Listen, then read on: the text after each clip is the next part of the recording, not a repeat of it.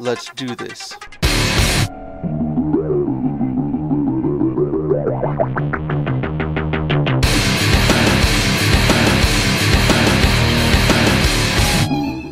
Hey yo guys, this is Jarrett, aka the Saint of Sins on Xbox Live, bringing you some NBA 2K13 and the creation of my power forward, Donnie Baskets.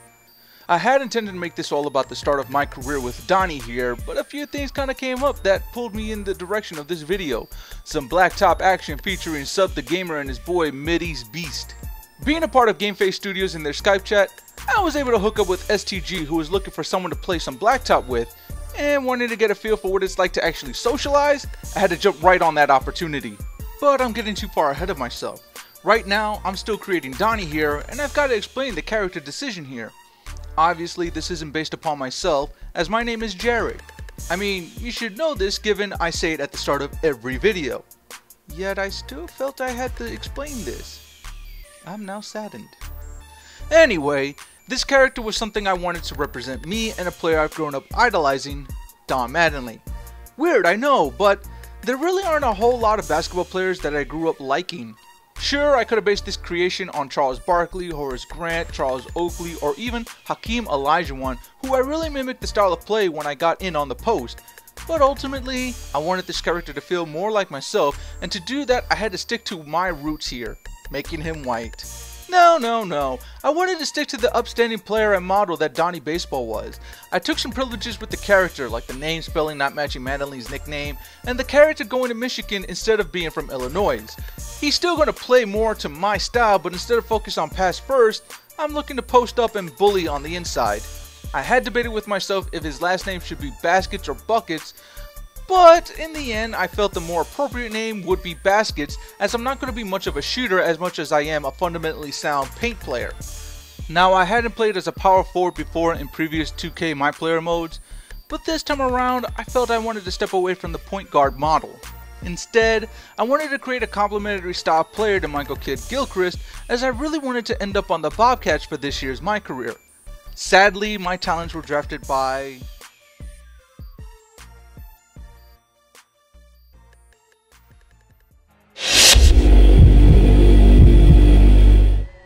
Let's get on this Blacktop. First game was Sub the Gamer and Middy's Beast. We didn't waste much time between getting in on party chat and hitting up a search for some opponents. We had no chance to really prepare to understand each other's styles, but our communication was pretty on point throughout the night. We worked the ball around to create distance and shots, and we worked really well on taking advantage of mismatches underneath as the night progressed. But of course, we had our growing pains, and this game demonstrated that some.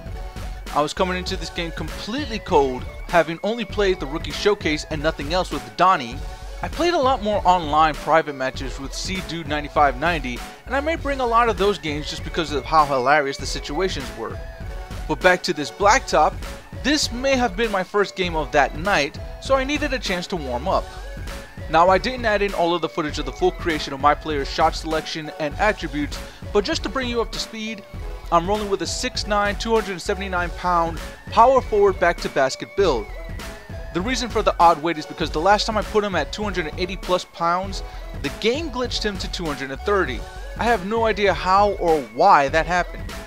But I know entered into this game matching up against a small forward, I'm going to be at a disadvantage, as that guy likely has the ability to drive or pull up for shots, and with my lack of speed, he could blow right by me at any given notice. Right there you saw I got in Sub's way some before he pulled up for that layup. Honestly, I didn't even realize he was in possession of the ball, and I thought I was getting Sub on help defense behind me. These white shirts were hard to pick up who was who at first, but eventually I'd gather my bearings and avoid that mistake as the night continued. Mistiming the rebound, our opponent Lob City Kron eventually beats me cheating up to throw himself an alley-oop I honestly thought was feeding his small forward. Oddly enough, they got no points on the play, so that might come back to haunt them later on. So with only trailing a basket, our play here begins to break down as we start to feel ourselves out as a unit.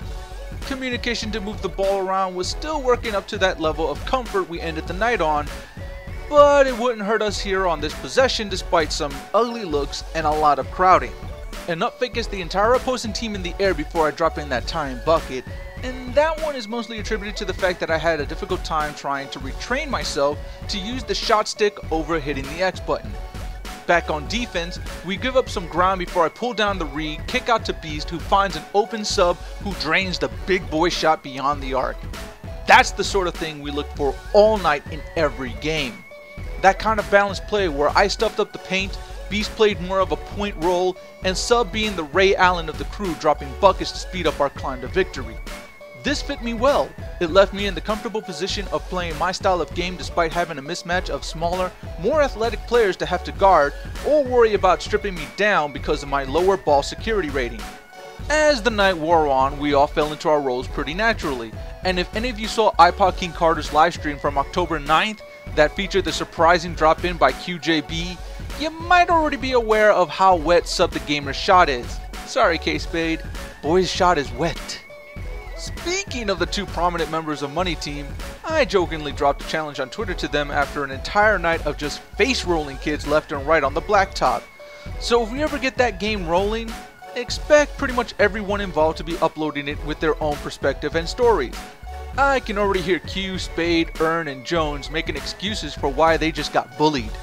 All jokes aside, keep your eyes peeled for these guys.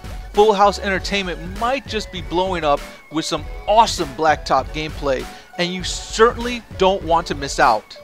Then again, if you're aware of me and not these guys who I'm obviously not just name dropping to pump up my own street cred, then I've got to wonder how long you've been under that rock. Go subscribe to these guys, and WyzaNow.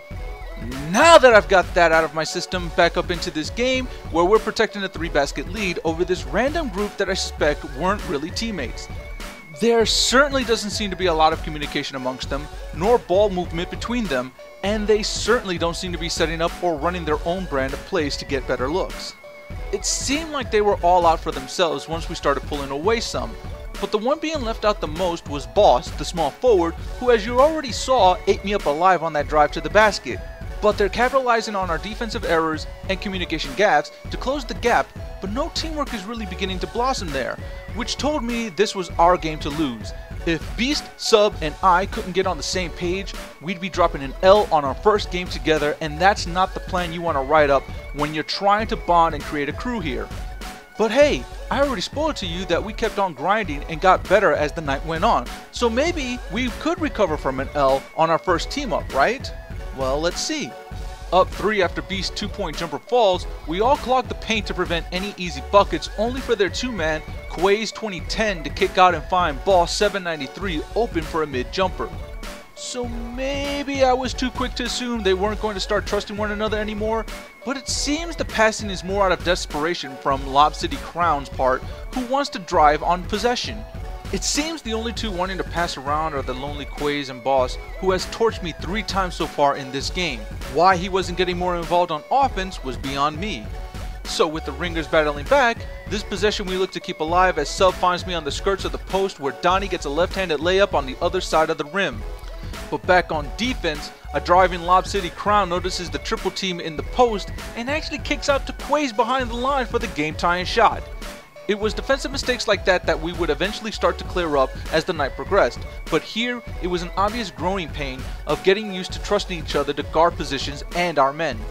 Failing to collect that rebound into Donnie's shoulder, Boss takes it out himself, realizes he's hot, and decides to make something happen for himself as Beast, Sub, and I all crowd the paint, leaving him wide, buck-ass naked open for a midi. And again, that's one of our mistakes coming to light as I watch this footage back. It was hard to pick up where we needed to be and communicate that effectively, as the priority seemed to be to stop the drives towards the paint. There wasn't enough trust between us then because it was our first time running the court. A few more runs as a unit and we should be able to work out all of the kinks. But throughout the night, our conversation balanced off between lighthearted humor and communicating movement. We probably talked better about offensive adjustments than we did defensive, at least for this game. The formula seemed to be building up here as we'd look more to beat them with our shooters than try and just pound the paint. And I honestly can't blame them given that Donnie hasn't played a single game and only had a few VC put into him to get Bruiser level 2 and some strength. I wasn't exactly ready to completely dominate the court, but with some fundamental knowledge, I think I was able to make up for whatever poor offense I had with much stronger defense. Though Boss 793 would probably be the first to tell you how I had no game to stop him. And right now, I'd be proving him right about the lack of game, as I played scared passing the ball out when I didn't immediately fall into the post animation. I didn't want to get spammed with steals when I have such an ugly ball security rating, and I didn't want to be turning the ball over and coughing up leads. I'd much rather leave the ball in the more capable hands of Beast or Sub who have better ball security than I. At least I believe they should have better ball security than me. Their characters should be more athletic than baskets.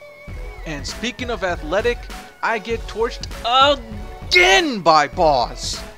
Dude is seriously living up to his name here. Gotta give him some props.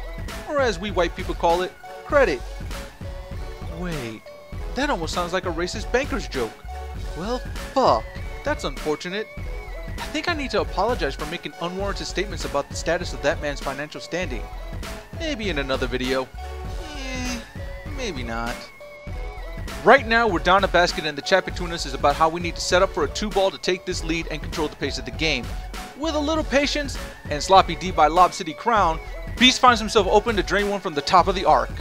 With the lead in our pocket, the pressure is back on them, and it must be mounted if Lob City Crown still believes he needs to do everything himself when his teammates have been more than capable of doing their part to keep in this game. Quaze has been quiet but deadly when involved, and Boss has me outmatched with speed and athleticism. It's not rocket science. Spread the ball on us and we've got a tighter game, or maybe you've blown us out by now. But screw it. We'll take a 2-basket lead on your poor teamwork. Not like we can expect Lob City Crown to pass off to anyone as he looks to play hero ball and cash in for a tying bucket. And that's the problem with these kind of team-up modes. Some people just feel like they've got to be the hero and not rely upon their teammates to step up and make the plays. For fuck's sakes, Boss is still scorching me and Lob wants to continue to play like Iverson. No, we ain't talking about practice. That's the key to these modes. You have a team. Use them. If someone isn't stepping up, ice them out for a while and let them think about what they're doing and how they should adjust. If someone is hot, feed them until they're bloated, rolling on the ground and screaming, "No mas!" Okay, I know. I sound like I'm picking on Lob City Crown, and some of you would think I'm completely unjustified in doing so as he's probably playing a more balanced game in your minds than he is in mine. But seriously, this is like the bulk of the online community. There's so much hero ball going on that I almost think Kobe Bryant was playing on multiple accounts across the globe. The thing about basketball is this. It's all about teamwork and communication. The winners are the teams that play well together with everyone knowing their role and filling that role in. For me, my role is to crowd the paint, get the rebounds, and put back buckets if I have a clean look. I'm not trying to run around and break ankles because that's not my style, and I always try to play to my strengths. So with one basket separating us from victory and Boss having pulled his team within 2 after a brilliant putback over me, Sub, Beast, and I are just hyping each other about how to attack for this bucket. We already know we want to get inside. It's just a matter of how we set up and see who gets the open look for the pass and layup. After a few attempts to end it on a driving dunk, Beast beats his man to draw Boss cheating, leaving me open on the right side of the paint, and once again Donnie goes for the lefty layup to end the game. We round out the game with some big play and great communication for our first romp into the park. But I'm telling you, you haven't seen anything yet.